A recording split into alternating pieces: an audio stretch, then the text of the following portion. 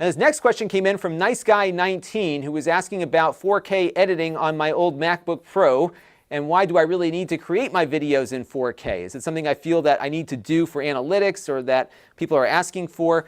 Well, the reason really comes down to, for me at least, having some extra resolution to play with from my raw footage. So for example, whenever you see those unboxing videos that I do on the Extras channel, I generally shoot those with my iPhone here, 4K at 60 frames per second. Now generally, my videos that I upload are 1080p, but because I am editing 1080p but shooting at 4K, I've got more resolution to play with here. So let's take a look at a quick demo, and we'll pull up my MacBook Pro here so you can see what I'm talking about.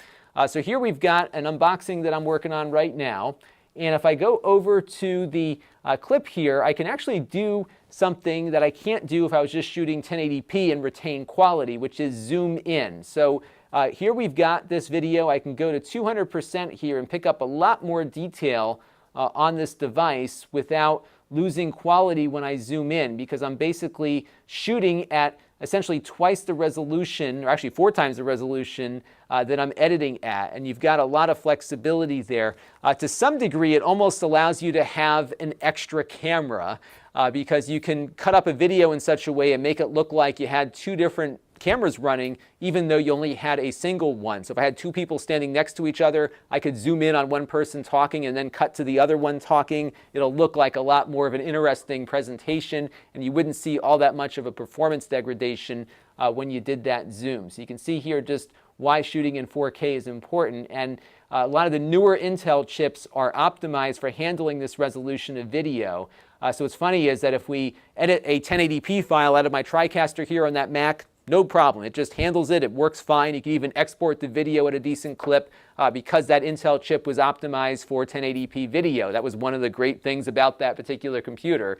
But 4K just kills it because it doesn't have those hardware optimizations. And then when we bring in these files, they do have to be transcoded from my iPhone when they come in. The newer computers just handle it a lot better. So it's taking a lot more time to edit. And I really think it's important that if you have a 4K camera, you should shoot at 4K because it does give you that flexibility when you're in editing to do more with it. My plan is, though, at some point to switch over to 4K workflows for everything else that I do here. Both of the cameras that I use here in the studio can output 4K. My TriCaster only does 1080p at the moment.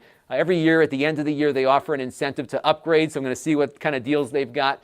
And if they do offer a good enough deal, I might upgrade to the 4K TriCaster just because it will, I think, be something viewers will be looking for in the near future. A lot of people are starting to watch on television. A lot of people are watching on 4K displays. And there's definitely a difference in sharpness between a 1080p YouTube video on a 4K display versus a real 4K YouTube video on a 4K display. So I'm keeping my options open there. My only issue, though, is my upload speed, because if I go to 4K, my files will be that much larger and take that much more time to upload. So I think one of the things that I was excited about, if I could get that Gigabit Pro connection from Comcast, which I can't get, unfortunately, that would have delivered me 2 gigabits upstream. It would have been very easy to upload a 4K video at that point. So we'll keep all those things in mind, but I am definitely going to go in that direction just because displays are only getting more resolution, and I want to make sure I don't look cloudy on those, because that might be enough to turn a viewer off and go somewhere else.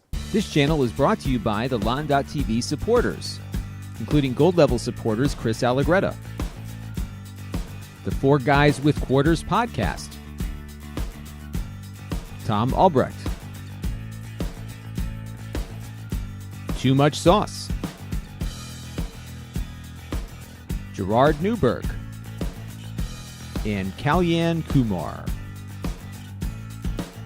If you want to help the channel, you can by contributing as little as $1 a month.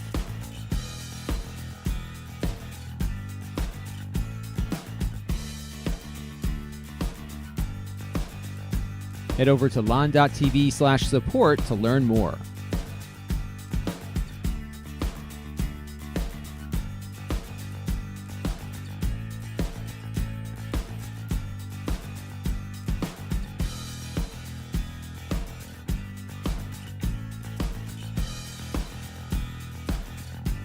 And don't forget to subscribe. Visit Lon.TV/s.